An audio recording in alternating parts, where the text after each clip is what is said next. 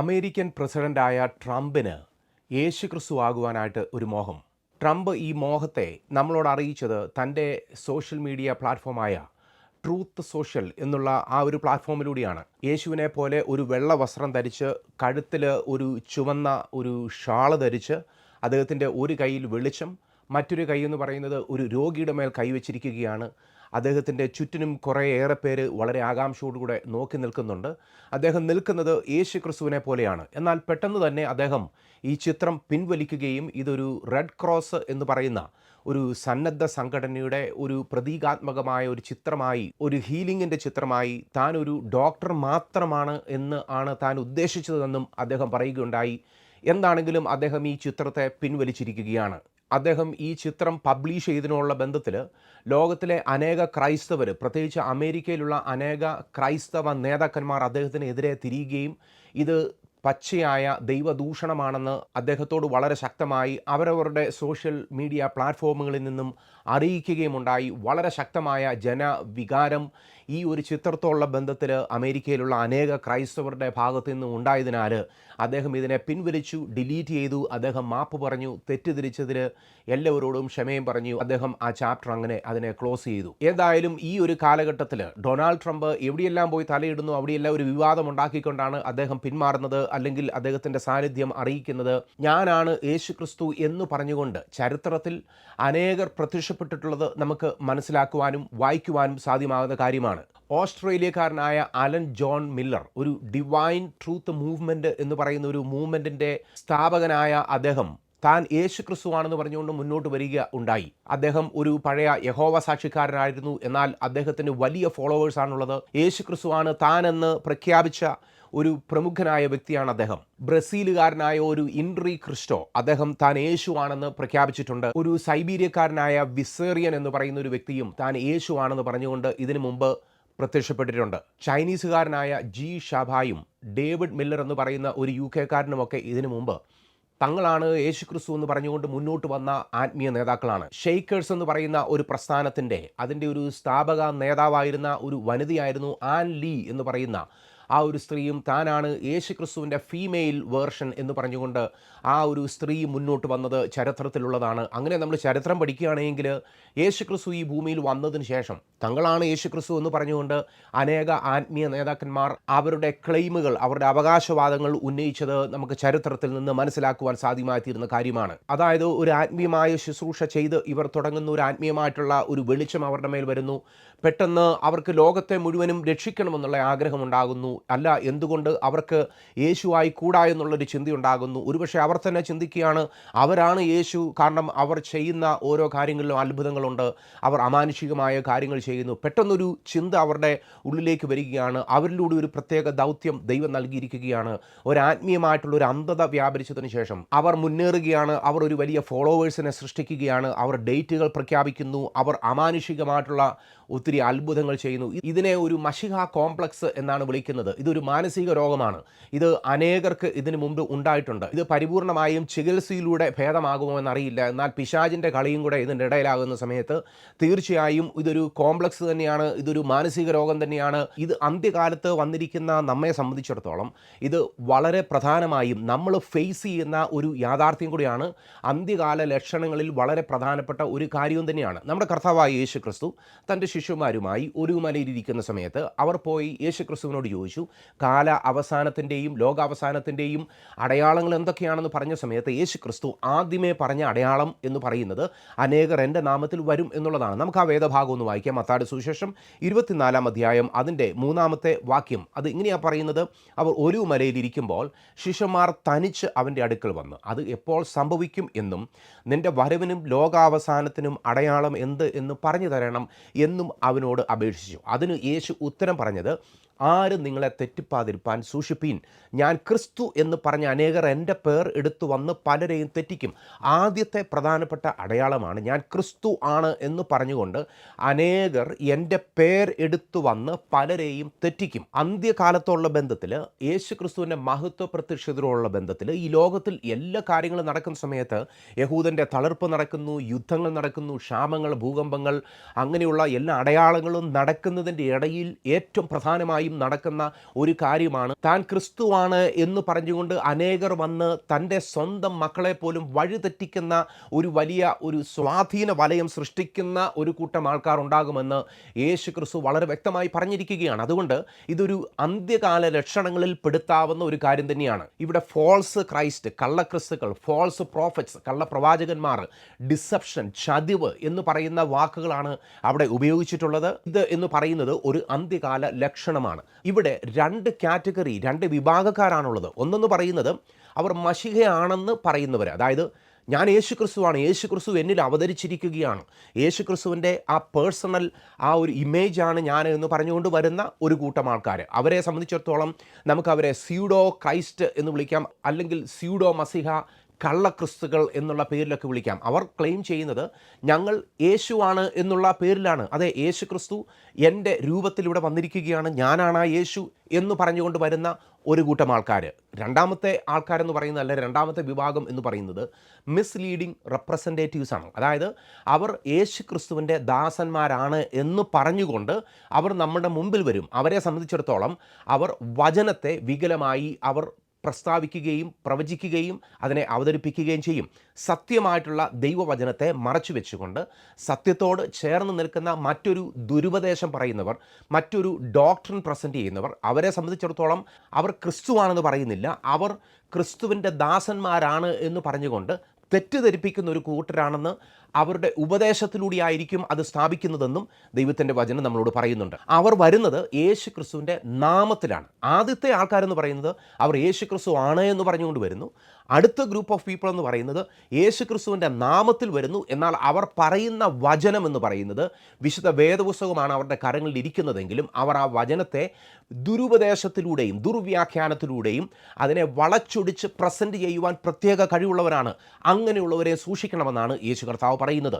യേശു കർത്താവിൻ്റെ രണ്ടാമത്തെ വരവിനുള്ള ബന്ധത്തിൽ ഇങ്ങനെയുള്ളൊരു ഗ്രൂപ്പ് ഓഫ് പീപ്പിളിനെ നമ്മൾ കാണും, വിറ്റ്നസ് ചെയ്യും എന്നുള്ളത് നമ്മൾ വളരെയധികം ശ്രദ്ധയോടുകൂടെ മനസ്സിലാക്കേണ്ട ഒരു കാര്യമാണ്. യേശു ക്രിസ്തുവിൻ്റെ വചനമാണ്, യേശു ക്രിസ്തുവിൽ നിന്ന് ലഭ്യമായ പ്രത്യേകമായിട്ടുള്ള വെളിപ്പാടാണ് എന്നൊക്കെ പറഞ്ഞുകൊണ്ട് നമ്മുടെ മുൻപിൽ ദൈവവചനത്തെ അവതരിപ്പിക്കുന്ന ഫ്രോഡുകളാണ് ഇവരെ സംബന്ധിച്ചിടത്തോളം ഇവർ കൾട്ട് ലീഡേഴ്സാണ്. അവർ മറ്റുള്ളവരെ അംഗീകരിക്കുകയില്ല, മറ്റുള്ളവരുടെ കീഴിൽ നിൽക്കുവാൻ അവർക്ക് താല്പര്യമില്ല.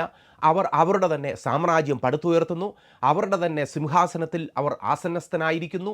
അവരെ സംബന്ധിച്ചിടത്തോളം മറ്റുള്ളവരെ പരിഹാസത്തോടുകൂടെ മാറ്റി നിർത്തുകയും മറ്റുള്ളവരെ അടിച്ചമർത്തുകയും അവരുടെ തന്നെ ഒരു വലിയ ഫോളോവേഴ്സിനെ സൃഷ്ടിക്കുകയും ചെയ്യുന്ന ഫ്രോഡുകളാണ്, സ്പിരിച്വൽ ഫ്രോഡുകളാണ് ഇവരെന്ന് ദൈവത്തിൻ്റെ വചനം വളരെ വ്യക്തമായി പറയുകയാണ്. രണ്ട് കൂട്ടം ആൾക്കാരാണ്. ഒരു കൂട്ടം ആൾക്കാർ പറയുന്നു ഞങ്ങൾ ക്രിസ്തുവാണ് എന്ന് പറയുന്ന ഒരു കൂട്ടം ആൾക്കാർ. അവരുടെ നമ്പർ എന്ന് പറയുന്നത് വളരെ ചെറുതാണ്. ആരെങ്കിലും ഒരാൾ യേശുവാണെന്ന് പറഞ്ഞാൽ നമ്മൾ പെട്ടെന്ന് വിശ്വസിക്കുകയില്ല. എന്നാൽ അതുപോലെ തന്നെ യേശുവിൻ്റെ നാമത്തിൽ വരുന്നവരാണെന്ന് പറഞ്ഞുകൊണ്ട്, യേശുവിൻ്റെ പ്രതിനിധികളാണെന്ന് പറഞ്ഞുകൊണ്ട് ദൈവവചനത്തെ വികലമായി വ്യാഖ്യാനിക്കുന്ന സ്പിരിച്വൽ ഫ്രോഡുകളെയും നമ്മൾ തിരിച്ചറിയേണ്ടതായിട്ടുണ്ട്. ഇനിയും മൂന്നാമതായി വരുന്ന ഒരു ഗ്രൂപ്പ് ഓഫ് പീപ്പിൾ ഉണ്ട്. അവരെ സംബന്ധിച്ചിടത്തോളം എതിർ ക്രിസ്തു എന്ന് പറയുന്ന, അല്ലെങ്കിൽ ക്രിസ്തുവിനെതിരെ നിൽക്കുന്നവർ എന്നുള്ള രീതിയിലാണ് നമുക്ക് അവരെ കാറ്റഗറൈസ് ചെയ്യുവാൻ പറ്റുന്നത്. അവർ ക്രിസ്തുവിനെതിരെ നിൽക്കുകയാണ്. അവർ ദൈവവചനം എടുക്കും. അവരെ സംബന്ധിച്ചിടത്തോളം യേശു ക്രിസ്തുവിൻ്റെ ദൈവത്വത്തെയും യേശു ക്രിസ്തുവിൻ്റെ ദിവ്യത്വത്തെയും ചോദ്യം ചെയ്യും.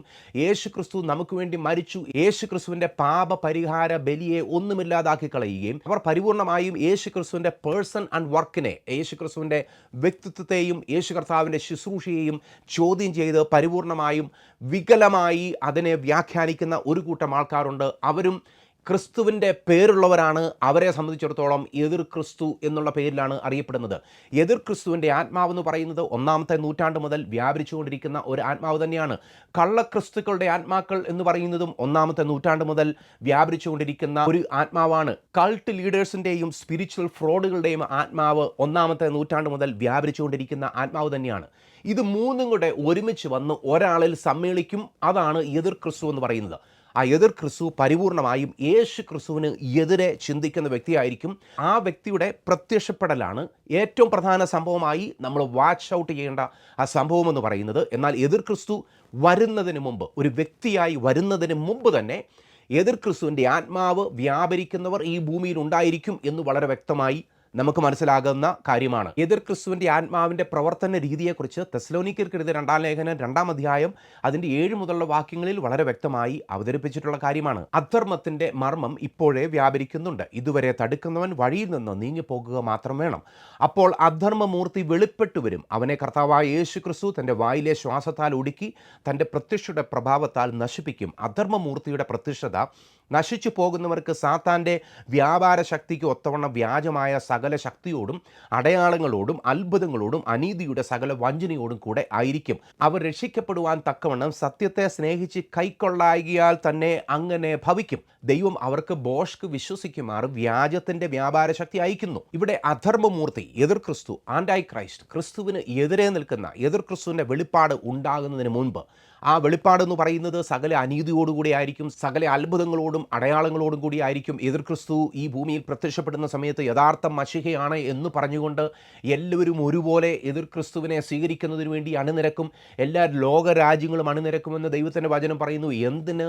ദൈവത്തിൻ്റെ സ്വന്തം ജനമാണെന്ന് പറയുന്ന സാക്ഷാൽ യഹൂദന്മാർ പോലും ഈ എതിർ ക്രിസ്തുവിന് കീഴിൽ അണിനിരക്കുന്ന ഒരു 3.5 വർഷത്തേക്കിന് അണിനിരക്കുന്ന ഒരു കാലഘട്ടം ഉണ്ടാകും. പിന്നീട് എതിർ ക്രിസ്തുവും യഹൂദന്മാരും തമ്മിൽ അവർ ഭിന്നതയിലായിത്തീരും, അവർ ശത്രുതയിലായിത്തീരും. ഇതൊക്കെയും വിശുദ്ധ വേദപുസ്തകത്തിൽ വളരെ വ്യക്തമായി പറയുന്ന ഒരു കാര്യമാണ്. എന്നാൽ എതിർ ക്രിസ്തു ഈ ഭൂമിയിൽ വരുന്ന സമയത്ത് എതിർ ക്രിസ്തു ഈ ഭൂമിയെ മുഴുവനും വിശ്വസിക്കുമാറ് എതിർ ക്രിസ്തു അത്ഭുതങ്ങളും അടയാളങ്ങളും ചെയ്യും. കുറേ പേര് ഇത് വിശ്വസിക്കുകയില്ല. അവരെ സംബന്ധിച്ചിടത്തോളം അവർക്കൊരു ഓപ്ഷൻ ഇല്ലാതാക്കും. അവരെ ഫോഴ്സ്ഫുള്ളി ഇത് വിശ്വസിക്കത്തക്ക രീതിയിൽ എതിർ ക്രിസ്തു ഒരു ആത്മീയ നേതാവായിട്ട് മാത്രമല്ല വരുന്നത്. എതിർ ക്രിസ്തുവിൻ്റെ പക്കലായിരിക്കും ഗവൺമെൻറ് ഇരിക്കുന്നത്. എതിർ ക്രിസ്തുവിൻ്റെ പക്കലായിരിക്കും ടെക്നോളജിയും എഡ്യൂക്കേഷനും സോഷ്യൽ മീഡിയയും സകലതും ഇരിക്കുന്നത്. എതിർ ക്രിസ്തുവിൻ്റെ അറിവില്ലാതെ ആർക്കും ഒന്ന് കൊടുക്കുവാനോ വാങ്ങുവാനോ സാധ്യമാവുകയില്ല.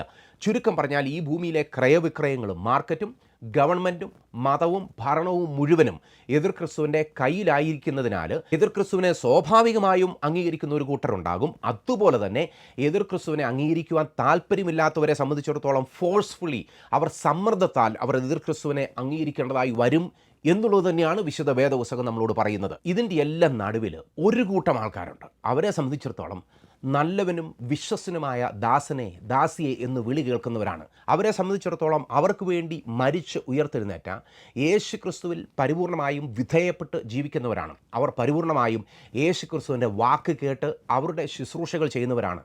അവരെ സംബന്ധിച്ചിടത്തോളം യേശു ക്രിസ്തുവിന് മുകളിൽ വരുവാൻ ആഗ്രഹമില്ലാത്തവരാണ്. ഗുരുവിന് മീതെയാകുന്നത് ശിഷ്യന് വേണ്ട എന്നുള്ള യേശു ക്രിസ്തുവിൻ്റെ വാക്ക് ഏറ്റെടുത്തവരാണ്. ക്രൂശ് ചുമക്കുന്നവരാണ്, നിന്ന വഹിക്കുന്നവരാണ്, പകരം വീട്ടുന്നതിന് വേണ്ടി അവരുടെ ജീവിതത്തെ സമർപ്പിക്കാത്തവരാണ്, വഴക്ക് പിടിക്കുന്നവരല്ല, കസേര പിടിക്കുന്നവരല്ല. അവരെ സംബന്ധിച്ചിടത്തോളം ദൈവം അവർക്ക് നൽകുന്നത് മാത്രം സ്വീകരിക്കുന്നവരാണ്. ദൈവം എന്തെങ്കിലും എടുത്താൽ അത് ദൈവനാമ മഹത്വത്തിന് വേണ്ടി കൈമാറുവാൻ തയ്യാറുള്ളവരാണ്. അവരെ സംബന്ധിച്ചിടത്തോളം അവരുടെ സ്വന്തം സിംഹാസനം വളർത്തുന്നവരല്ല. അവരെ സംബന്ധിച്ചിടത്തോളം അവർ കൾട്ട് ലീഡേഴ്സ് അല്ല, അവർ ഫ്രോഡുകളല്ല, അവർ ദൈവത്തിൻ്റെ ദാസന്മാരാണ്. നല്ലവനും വിശ്വസനുമായ ദാസനെ എന്നുള്ള വിളി കേൾക്കുന്നതിന് വേണ്ടിയാണല്ലോ നമ്മളെല്ലാവരും കാത്തിരിക്കുന്നതും കർത്താവിൻ്റെ വേല ചെയ്യുന്നതും. ട്രംപിനെ സംബന്ധിച്ചിടത്തോളം ഈ കാറ്റഗറിയിൽ ഒന്നും പെടുന്ന ഒരാളല്ലെന്നാണ് എൻ്റെ പേഴ്സണലായിട്ടുള്ള ഒബ്സർവേഷൻ. അദ്ദേഹത്തെ സംബന്ധിച്ചിടത്തോളം എവിടെയെല്ലാം തലയിട്ടാലും അവിടെയെല്ലാം വിവാദങ്ങളുണ്ടാക്കും. ട്രംപിനെ കുറ്റം പറയുന്നവരുണ്ട്. ട്രംപ് യേശു ക്രിസ്തുവിൻ്റെ സ്ഥാനം എടുത്തു എന്ന് പറഞ്ഞുകൊണ്ട് ട്രംപിനെ കുറ്റം വിധിക്കുന്ന അനേക ഫെയ്ത്ത് ലീഡേഴ്സായിട്ടുള്ളവരുണ്ട്. എന്നാൽ ട്രംപിനെ സംബന്ധിച്ചിടത്തോളം ട്രംപ് ഒരു പടവിട്ടു, വിവാദമാണെന്ന് മനസ്സിലായി, യേശു ക്രിസ്തുവായി തന്നെ വെളിപ്പെടുത്തുന്ന ഒരു സാഹചര്യമുണ്ട് എന്ന് ട്രംപിന് തോന്നിയ സമയത്ത് അടുത്ത ദിവസം തന്നെ പുള്ളി അത് ഡിലീറ്റ് ചെയ്ത് മാറ്റുകയും ചെയ്തു. ട്രംപ് കൈയൊഴിഞ്ഞു. എന്നാൽ യേശു ക്രിസ്തുവിന് കിട്ടേണ്ട സ്ഥാനം നാളുകളായി കൈവശപ്പെടുത്തിയിരിക്കുന്ന എത്രയോ ദൈവദാസന്മാരുണ്ട് എന്നുള്ളത് നമ്മൾ മനസ്സിലാക്കേണ്ട കാര്യമാണ്. ട്രംപിന് 24 മണിക്കൂർ കൊണ്ട് ബോധം ഉദിച്ചുവെങ്കിൽ എത്രയോ നാളുകളായി യേശു ക്രിസ്തുവിന് ലഭ്യമാകേണ്ട സ്ഥാനം, അത്ഭുതങ്ങൾ അവരാണ് ചെയ്യുന്നത്, പ്രവചനങ്ങൾ അവർ തന്നെയാണ് ചെയ്യുന്നത് എന്ന് പറഞ്ഞുകൊണ്ട് ഒരു ഗ്രൂപ്പ് ഓഫ് പീപ്പിളിനെ മാനിപ്പുലേറ്റ് ചെയ്യുന്ന എത്രയോ ആത്മീയ നേതാക്കന്മാരായിട്ടുള്ളവർ ഈ ഭൂമിയിലുണ്ട് എന്നുള്ളത് നമ്മൾ മനസ്സിലാക്കണം. Be careful of them. അവരെയാണ് നമ്മൾ കൂടുതൽ ജാഗരൂകരായി നമ്മൾ എണ്ണേണ്ടത്. ട്രംപിനെ ഒരു വശത്തേക്കങ്ങ് മാറ്റി നിർത്തിയേച്ചാൽ മതി. അദ്ദേഹം അന്ത്യകാലത്തോടുള്ള ബന്ധത്തിൽ ഈ ഭൂമിയും രാജ്യങ്ങളും ഒരുങ്ങുന്നതിന് വേണ്ടി അദ്ദേഹം ചില മാറ്റങ്ങൾ വരുത്തുന്നു. ഈ ഭൂമിയിൽ അദ്ദേഹം ചെയ്യുന്ന യുദ്ധങ്ങളെയൊന്നും ഒരു രീതിയിലും ന്യായീകരിക്കുന്നില്ല. അദ്ദേഹം നടത്തുന്ന അദ്ദേഹത്തിൻ്റെ സൈനിക നീക്കങ്ങളെയും അവിടെ ചത്തൊടുങ്ങിക്കൊണ്ടിരിക്കുന്ന പാവങ്ങളായിട്ടുള്ള ജനങ്ങളെയും ഒരിക്കലും അവരുടെ മരണത്തെയൊന്നും നമുക്ക് അംഗീകരിക്കുവാൻ സാധ്യമാകുന്ന കാര്യമേ അല്ല. മറുവശത്ത് ഇസ്രയേലും അതിനുള്ള ബന്ധത്തിൽ കാര്യങ്ങൾ ചെയ്യുന്നു. ഒരു വശത്ത് റഷ്യയും ഇറാനും തുർക്കിയും ചൈനയും എല്ലാം ഒരുങ്ങുകയാണ്. ലോകം മുഴുവൻ ഒരുങ്ങുകയാണ്. അതിനുള്ളിലെ ഒരു വ്യക്തി മാത്രമാണ് ട്രംപ് എന്ന് പറയുന്നത്. അദ്ദേഹത്തെ സംബന്ധിച്ചിടത്തോളം ഇതുപോലുള്ള സോഷ്യൽ മീഡിയ പോസ്റ്റുകളിലൂടെ വിവാദം സൃഷ്ടിക്കുവാൻ ആഗ്രഹിക്കുന്ന വ്യക്തിയാണ്. എന്നാൽ അദ്ദേഹം ക്രിസ്തുവിന് കിട്ടേണ്ട സ്ഥാനം എവിടെ എടുക്കുവാൻ ആഗ്രഹിക്കുന്ന ഒരു വ്യക്തിയാണോ എന്നുള്ളത് നമ്മൾ സംശയത്തോടുകൂടെ നമ്മൾ നോക്കേണ്ടതാണ്. എന്നാൽ അതിനേക്കാളും അപകടം പിടിച്ച കള്ളക്രിസ്തുക്കൾ ഇന്ന് ക്രിസ്ത്യാനിത്വത്തിൽ നിറഞ്ഞിരിക്കുന്നു എന്നുള്ളത് നമ്മൾ മനസ്സിലാക്കി ദൈവത്തിൻ്റെ വചനത്തിലെ കലർപ്പില്ലാത്ത ഉപദേശം മാത്രം നാം ഏറ്റെടുത്തുകൊണ്ട് അമാനുഷികമായ ശക്തിയുണ്ട് എന്ന് പറഞ്ഞുകൊണ്ട് കള്ളപ്രവചനങ്ങളും മറ്റും നടത്തി ദൈവത്തിൻ്റെ വചനത്തെ ദുർവ്യാഖ്യാനം ചെയ്തുകൊണ്ട് വികലമാക്കി കളഞ്ഞുകൊണ്ട് നമ്മളെ സ്പിരിച്വലി മാനിപ്പുലേറ്റ് ചെയ്യുവാൻ ആരെയും അനുവദിക്കാതെ കർത്താവിൻ്റെ വരവിന് വേണ്ടി കാത്തു നോക്കിയുമിരുന്ന് വിളക്കിൽ എണ്ണയുള്ള ബുദ്ധിയുള്ള കന്യകമാരെ പോലെ ഒരുങ്ങിയിരിക്കുക മാത്രമാണ് നമ്മൾ ചെയ്യേണ്ടത്. We are living in the end times. നമ്മൾ അന്ത്യകാലത്താണ് ജീവിക്കുന്നത്.